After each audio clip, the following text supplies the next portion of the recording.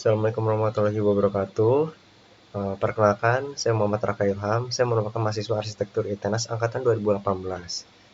Di sini saya akan mempresentasikan hasil dari karya tugas akhir saya, yaitu berjudul Perancangan Al-Mahib Sambas Islamic Center dengan penerapan arsitektur biofilik di Kabupaten Sambas, Kalimantan Barat.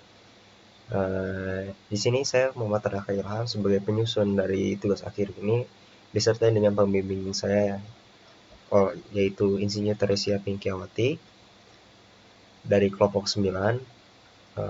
Pertama-tama saya akan membahas konsep yang akan saya pakai, yaitu pertama tuh merupakan konsep biofilik.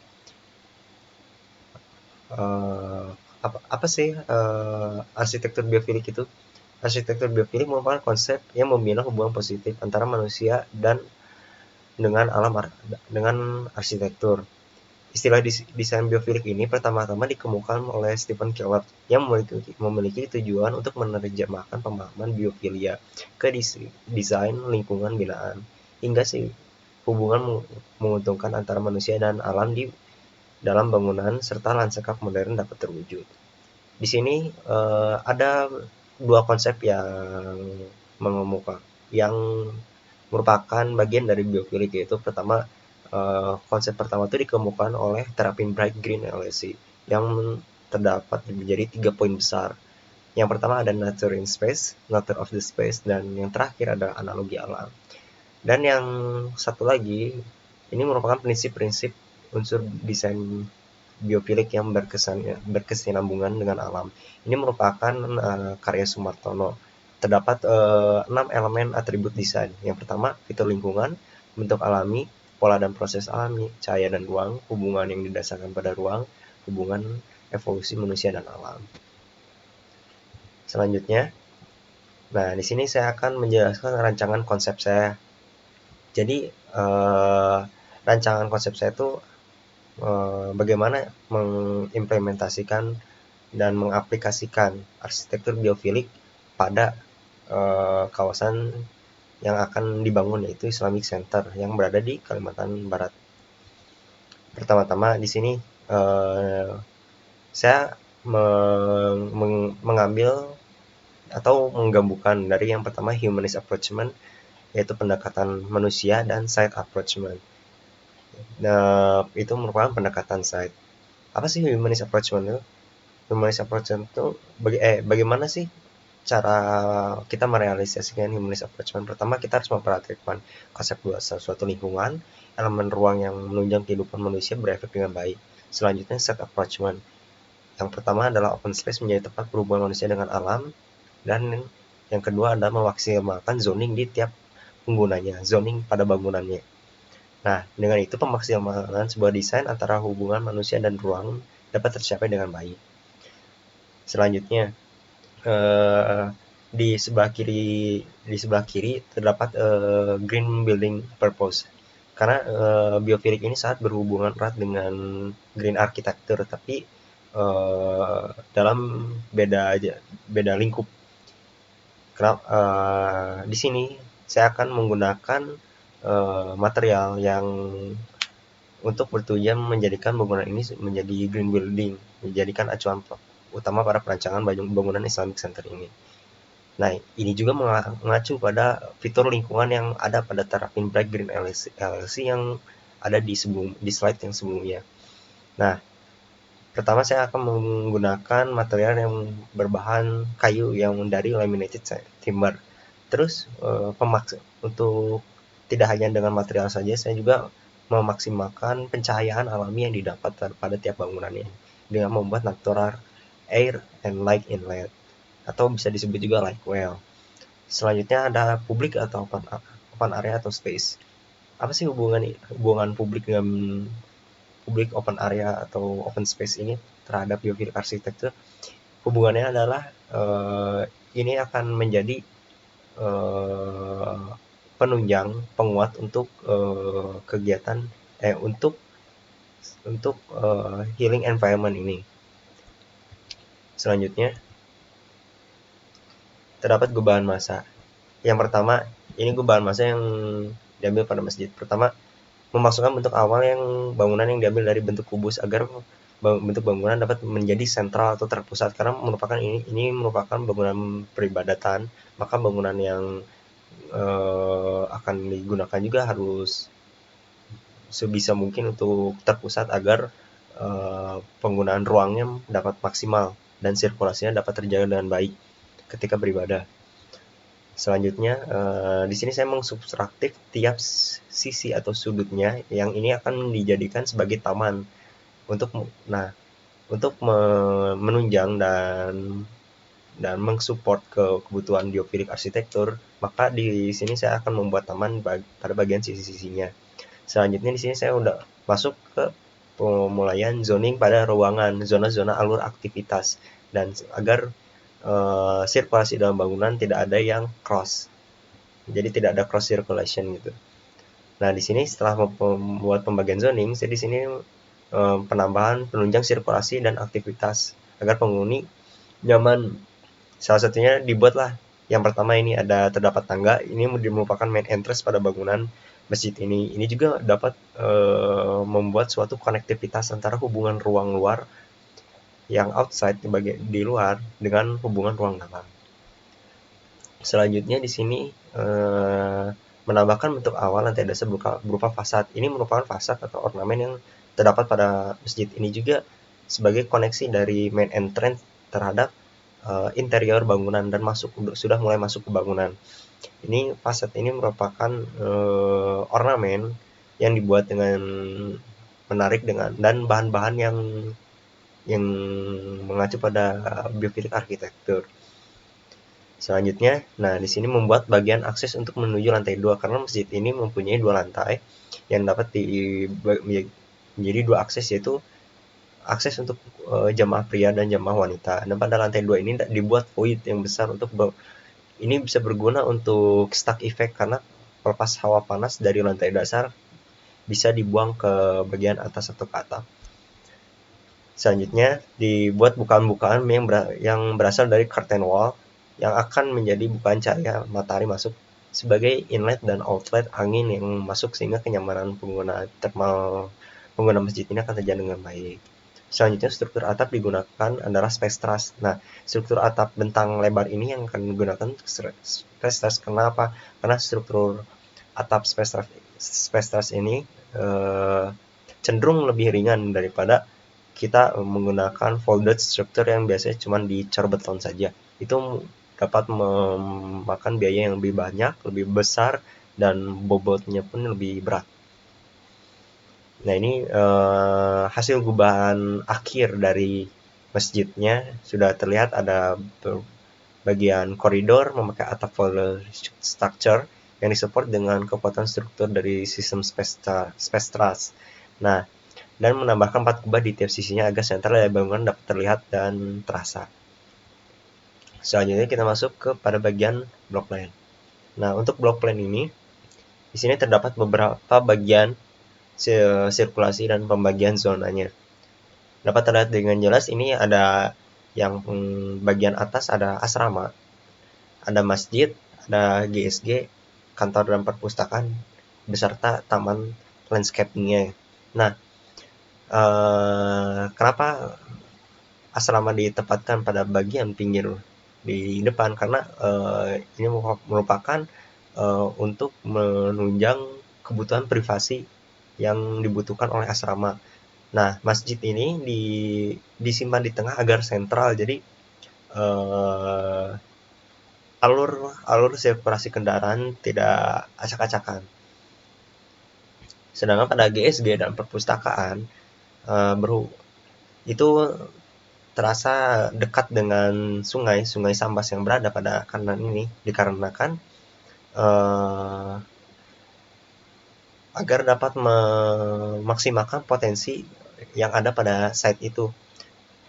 Contohnya ketika kantor dan perpustakaan terdapat ruang duduk di bagian depannya, di bagian belakangnya yang menghadap ke taman, dan di situ juga terdapat taman baca. Di sini terdapat keterangannya, itu ada entrance size, area manasik haji, ada masjidnya, ada area wudunya, ada plaza, pedestrian, parkir motor, parkir mobil, GSG, perpustakaan, kantor, parkir motor dan mobil, perpustakaan dan kantor, dermaga dan RTH, parkir motor dan mobil asrama, asrama putri, entrance asrama putri, entrance asrama putra, area olahraga, signage, dan exit atau outside, keluarnya site. Selanjutnya, di sini ada site plan.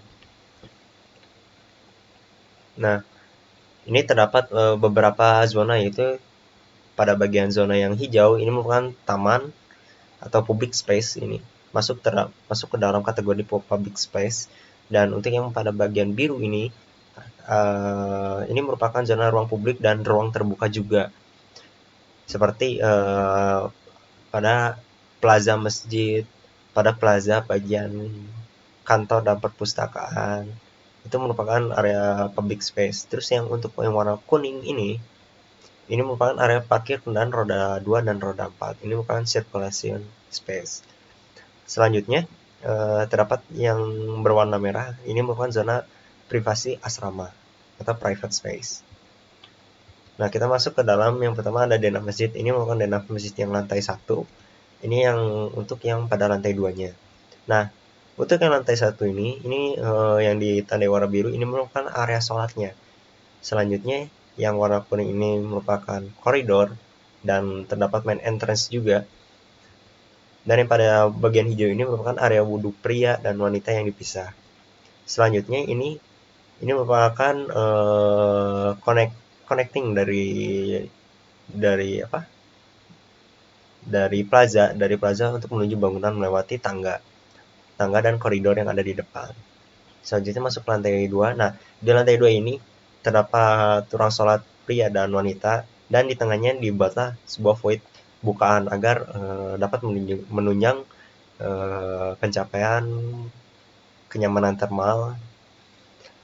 Selanjutnya, nah untuk bagian ungu ini merupakan area dak beton saja. Jadi tidak ada sirkulasi yang ke sana, hanya untuk servis pada bagian curtain wall saja. Nah, ini merupakan tapak masjidnya, ada tapak masjid 1, masjid 2. Ini yang untuk tapak masjid 1 ini merupakan tampak pada bagian main entrance-nya. Dan untuk tampak masjid yang bagian 2 ini merupakan tampak dari sampingnya, tampak dari jalan utamanya. Karena main entrance-nya berada di sebelah mengarah ke sungai. Nah, ini untuk potongan masjid yang pertama dan yang kedua. Untuk yang pertama dapat dilihat di sini merupakan menggunakan pondasi board pile, dan sistem atapnya yang digunakan adalah space truss. Dan terdapat juga terlihat ornamen-ornamen pada bagian fasad. Ornamen pada bagian fasad dan pada bagian curtain wall yang digunakan. Selanjutnya, untuk pada bagian potongan yang kedua ini merupakan bagian potongan yang memperlihatkan daerah WC atau toilet wudhu yang turun sekitar 1,5 meter ke bawah. Selanjutnya ini bukan denah asrama. Dan ini untuk denah asrama lantai 2-nya. Untuk yang lantai pertama yang warna coklat ini merupakan area makan, dan yang ungu ini merupakan kamar akhwat dan ikhwatnya atau pria dan wanitanya. Selanjutnya ini ada koridor, dan ini merupakan untuk menuju ke lantai 2 untuk ke ruang makan yang pria, karena yang ruang makan wanita itu terletak pada bagian lantai dasar. Jadi ruang makan pria dan wanita juga dipisah. Nah, selanjutnya ini untuk koridor, untuk yang merah ini. Selanjutnya ini yang ruang makan pria, ini kamar asramanya, dan ini untuk tangga yang menuju ke bawah untuk keluar. Nah, ini merupakan tampak asramanya. Nah, terlihat pada bagian kanan yang ditutupi oleh ornamen kayu, itu merupakan entrance untuk masuk ke dalam asrama putri. Sedangkan untuk asrama putra berada di bagian sebelah kiri. Jadi terbuka dan menghadap langsung ke area olahraga atau ke lapangan. Nah, ini juga yang pada bagian bawah ini merupakan tampak yang dari bagian depan, yaitu tampak bagian asrama putra. Selanjutnya ini potongan. Nah, Untuk potongan yang pertama ini terlihat dari bangunan ini tadi juga menggunakan eh, skylight, skylight yang dan dibuat void juga di bawahnya. Jadi pencahayaan pada area ruang makan itu dapat terakomodir dengan maksimal. Selanjutnya masuk ke denah GSG atau gedung serbaguna. Ini untuk lantai 1 dan ini untuk lantai 2. Nah, ini untuk yang warna biru ini bukan area ruang kumpulnya. Area ruang kumpulnya, terus ini ada untuk toilet yang warna ungu, dan untuk ini warna kuning. Ini merupakan untuk kebutuhan panggungnya. Jadi di sini ada gudang, ada ruang untuk koridor, ada juga ruang untuk operator. Jadi untuk sirkulasi dan kebutuhan seperti ruang speaker dan yang lain-lainnya. Selanjutnya ini merupakan koridor pada bagian luar GSG. Terus ada juga taman kecil, vegetasi kecil, tumbuhan-tumbuhan kecil yang diletakkan pada bagian depan. Selanjutnya ini merupakan main entrance pada lantai dasarnya. Nah, untuk lantai 2-nya dibuat void, terus koridornya juga mengelilingi void, dan untuk yang terakhir ada bagian ini merupakan masuk ke bagian service area. Karena ini juga sama seperti lantai dasar, terdapat gudang, ruang koridor, dan ada ruang operator juga. Nah, ini untuk tampak GSG-nya. Nah, ini untuk tampak GSG-nya terlihat penggunaan fasad dan material yang digunakan seperti pada material fasad ini, material laminated timber, dan penggunaan atap sirap. Selanjutnya untuk masuk ke potongan GSG. Nah, untuk pada bagian atap ini menggunakan struktur atap truss rangka baja. Selanjutnya ini terlihat untuk pada bagian pertama, yang bagian atas itu terdapat ada panggungnya, terus ada ruang untuk masuk ke panggungnya. Dan untuk bagian yang kedua ini lebih memperlihatkan ke ornamen pada bentuk geometri fasadnya. Selanjutnya ini masuk ke denah kantor dan perpustakaan. Ini untuk yang lantai pertama dan ini untuk lantai kedua. Nah, untuk yang lantai pertama ini merupakan denah kantornya pada di bagian sebelah kiri. Nah, untuk yang bagian kuning ini merupakan perpustakaan. Dan untuk yang biru ini merupakan sirkulasi main entrance atau bisa disebut juga sebagai koridornya juga. Untuk yang lantai 2 juga ini merupakan ruang kerja pada bagian kantor. Nah, ini merupakan ruang baca untuk di lantai 2-nya. Terdapat ruang baca pada lantai 2, di depannya pun ada balkonnya. Nah, untuk yang pada perpustakaan ini dibuat void yang cukup besar karena ruang bacanya terdapat 2 di lantai 2. Yang pertama itu dapat diakses dari lantai dasar melalui tangga, dan untuk yang ini diakses dari bagian sebelah kanan yang menunjukkan ruang baca outdoor. Nah, ini untuk tampak dari kantor dan perpustakaannya. Selanjutnya, ini untuk potongannya. Untuk potongan kantor dan perpustakaan, di sini juga pada bagian kantor terdapat atap skylight yang dibuat untuk masuknya cahaya dari luar. Dan selanjutnya masuk pada bagian perspektif. Nah, ini untuk pada bagian perspektif yang pertama dari sebelah kiri, ini merupakan perspektif area manasik haji. Terus untuk yang sebelah kanannya ini merupakan perspektif pada bagian sebelah yang kiri itu merupakan bangunan GSG, yang kiri merupakan bangunan kantor dan perpustakaan, dan yang sebelah kanan merupakan bangunan gedung serbaguna. Dan untuk yang pada bagian paling kiri di bawah itu merupakan main entrance dari Masjid Al-Mahib Campus Islamic Center ini, yang terdapat juga beberapa elemen landscape pendukung, ada penutup atapnya di luar. Ini juga, nah untuk yang sebelah kanan ini merupakan pada bagian dekat sungai, tamannya, landscape-nya. Nah, ini untuk perspektifnya, untuk bird eye view-nya, untuk tampak dari atasnya. Selanjutnya, ini merupakan perspektif interior pada bagian masjid. Ini juga perspektif mata manusia pada bagian main entrance masjid. Dan yang sebelah kiri di bawah ini merupakan perspektif bird eye view pada bagian tamannya. Selanjutnya untuk yang bagian sebelah kanan ini merupakan perspektif mata manusia juga, human eye, pada bagian asrama. Nah, selanjutnya ini masuk ke elaborasi temanya. Jadi pertama untuk elaborasi tema itu pertama tuh menggabungkan konsep desain modern dengan konsep desain tropikal yang dimana dapat menunjang kenyamanan termal penggunaan bangunan dan meminimalisir dampak negatif terhadap bangunan. Nah, yang pertama tuh pertama ada penggunaan material yang berkelanjutan dapat berdampak baik terhadap lingkungan. Dapat dilihat dari detail fasadnya. Yang pertama ada elemen pada fasad masjid dikombinasikan dengan penggunaan material laminated timber juga. Proporsi bukaan entrance masjid yang dikelilingi oleh bukaan cahaya agar cahaya yang masuk dari luar dapat disaring juga, terfilter. Terus selanjutnya ada hubungan antara interaksi manusia dengan alam. Nah, hubungan interaksi manusia dengan alam ini juga disebut visual connection with nature. Ini merupakan pemaksiatan sebuah desain antara hubungan manusia dengan ruang dengan tujuan untuk menciptakan sebuah pendekatan pada manusia yang memperhatikan konsep dasar suatu lingkungan terhadap elemen ruang yang menunjang kehidupan manusia berefek. Selanjutnya ini bangunan juga menggunakan warna yang kontras dan kuat namun mempertahankan kesenadaan di tiap bangunannya. Dan untuk yang terakhir di sini ada animasi untuk bagian render 3D view-nya.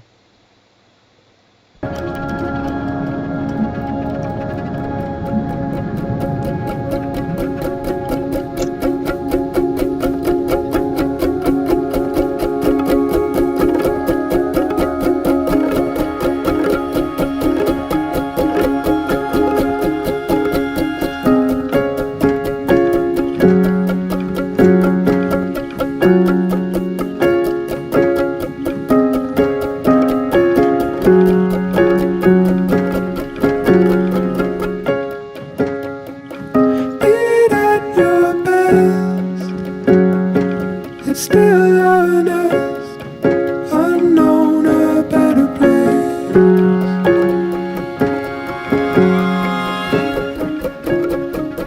Narrow your breath from every guess.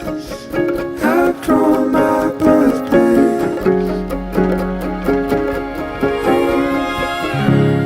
I don't need a friend.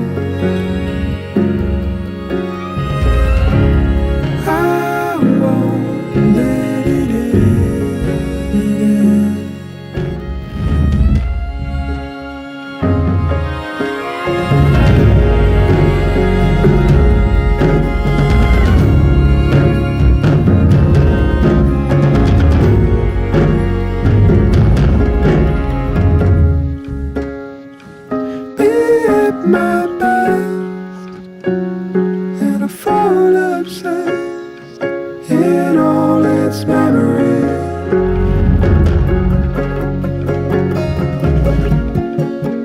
And dove out to again to be undressed, a loving birthday reverie.